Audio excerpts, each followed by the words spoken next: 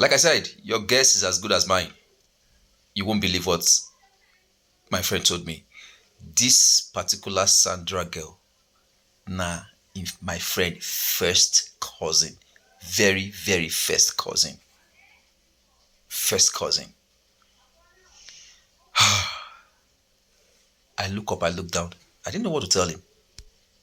For like what looks like ages, we're just there. I was standing in front of him. He was sitting down with his head on his lap. I I didn't know what to tell him. I didn't know what to say to him at that point in time. So we just kept silent. I was standing looking at him. He was just there. I kept quiet. My friend has been sleeping with his own cousin for the past 6 months. For the past 6 months, he's been dating his own blood, flesh and blood, his own cousin. Wow.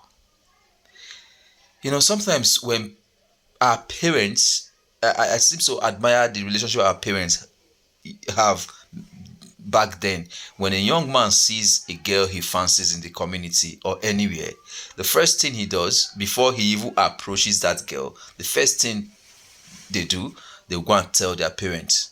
They gather all the information they could from anywhere, and they go back home and tell their mother, and the mother would father, and the father would go. The parents will go and make research where that girl is from, the family she's from, how, fidelity in her family, this about the family, sickness, any causes. They will find out things about such family, where the girl is from, before they will say, okay, my son, our son, this person, a good person, this place no good to enter, this family gets sorted, this family gets sorted.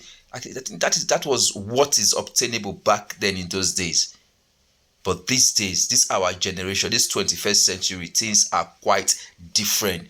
Things are quite different. That a guy could just see a girl on the street, and before you know it, even get her pregnant and start living together before the parents will even discover about what is going on. All right, which is not very good. It's not a good practice. So I seem to admire what our parents did back then in those days than what we, these present generations, are doing.